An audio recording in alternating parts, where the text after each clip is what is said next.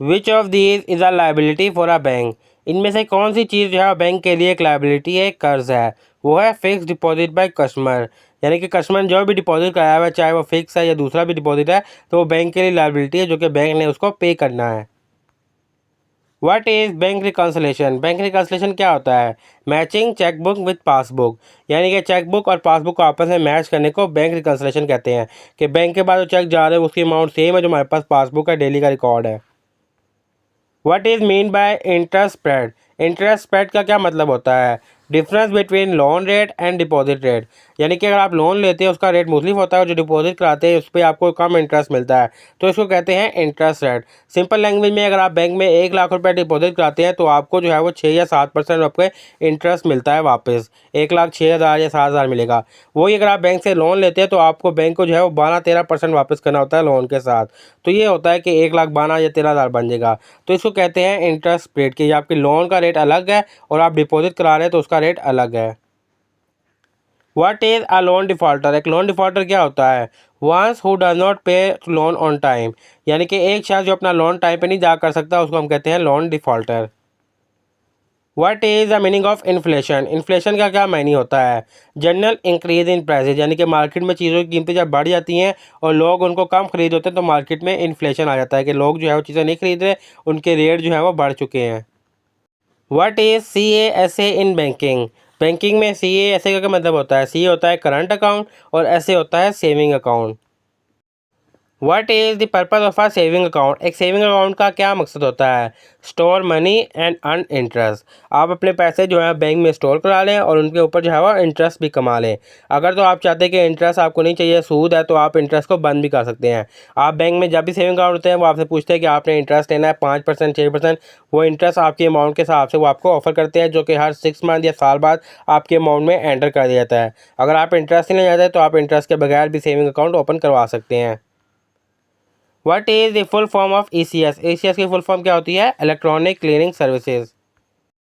What is a locker facility. Locker facility क्या होती है? Safe storage for valuable in bank, यानी कि बैंक में आप अपनी वैल्यूएबल चीज़ रखवा सकते हैं। अगर कोई आपके पास डॉक्यूमेंट है, कोई सोना चांदी जेवरात है या कोई भी चीज़ ऐसी है जो कि आपके पास घर में सेव नहीं है, आप बैंक के लॉकर में रखवा सकते हैं।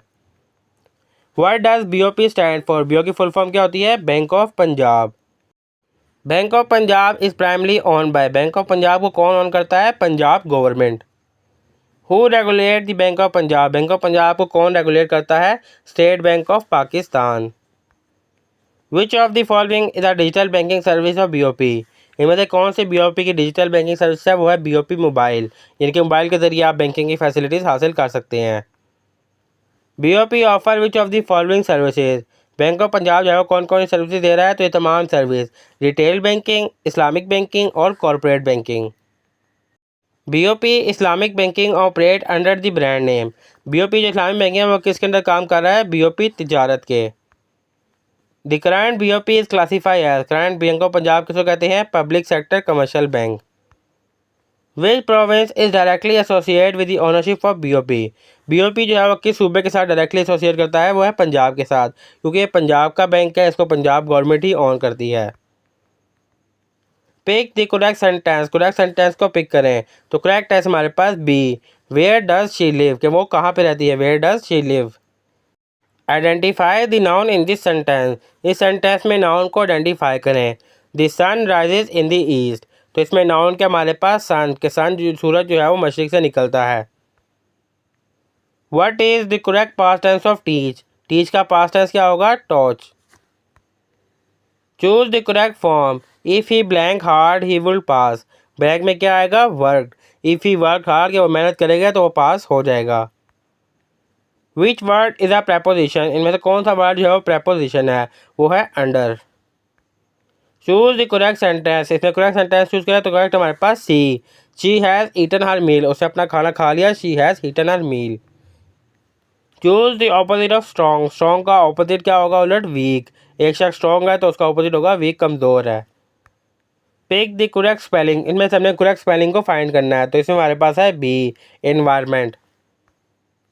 The number 100 is divisible by. 100 जो है वो किस से तकसीम हो सकता है?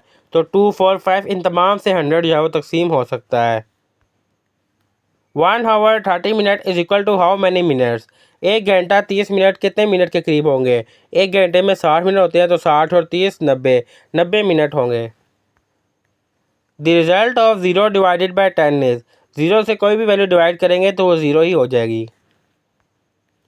विच इज़ स्मॉलर 0.4 और 0.04, तो 0.04 जो है वो इसमें स्मॉल है।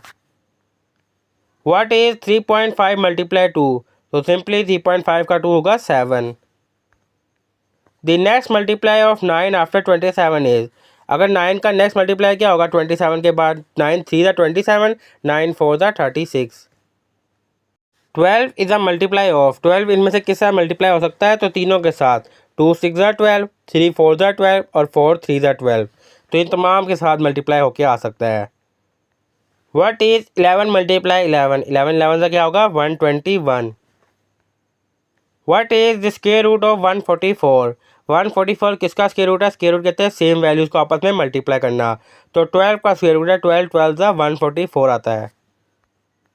What come next in this series, इस सीरीज़ में नेक्स्ट लफ्ज़ क्या होगा? 2 4 8 16 32। अगर हम सीरीज़ को देखें, जो नेक्स्ट नंबर आ रहा है वो पिछले वाले से डबल होके आ रहा है। 2 2 ज़ा 4 हो गया, 4 4 ज़ा 8 हो गया, 8 8 16, इसी तरह 16 16 32, तो नेक्स्ट होगा 32 32 64। Which is the odd one out, इनमें से कौन सा जो है वो मुख्तलिफ है? Pakistan, China, India, Asia.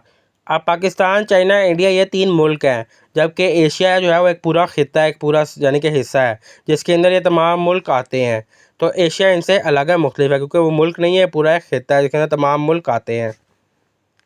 If the code for road is SBPE, then what is the code for path. अब देखिए रोड का जो कोड है वो SPPP है। अब इसको देखिए फ़र्क क्या है। अब R के बाद क्या आता है? S, तो इसके बाद मतलब S है। O के बाद आता है P, A के बाद आता है B, D के बाद आता है E, यानी कि जो उसका कोड है वो उसे अलग अलग नेक्स्ट अल्फ़ाबेट है। तो हमने PATH पाथ के जो है वो नेक्स्ट अल्फ़ाबेट निकालने हैं। P के बाद आएगा Q, A के बाद आएगा B, T के बाद आएगा U, H के बाद आएगा I। तो ये पहला वाला बन गया QBUI। इस तरीके से जो है अल्फ़ाबेट मुख्तलिफ होंगे, लेकिन आपने इसी को देखना है। कई बार ये होता है कि उसके बैक वाला आपसे अल्फ़ाबेट आ जाता है, यानी कि R से पहले क्या आएगा, O से पहले क्या आएगा, A की जगह B होगा, B से पहले A आएगा। इस तरीके से आपने पहले देखना है कि कोड में डिफरेंस क्या है, फिर आपने नेक्स्ट वाले कोड का उसका आंसर निकालना है। व्हाट इज़ 20% ऑफ 150, 150 का 20% कितना होता है? 30। A triangle with all side equal is called, एक ट्राइंगल की तमाम साइड बराबर है तो उसको क्या कहेंगे? इक्वलेटरल, के ट्राइंगल जो है वो इक्वल है। If 1 is equal to 2, 2 is equal to 4, 3 is equal to 6, तो 4 क्या होगा? 4 इज इक्वल टू 8।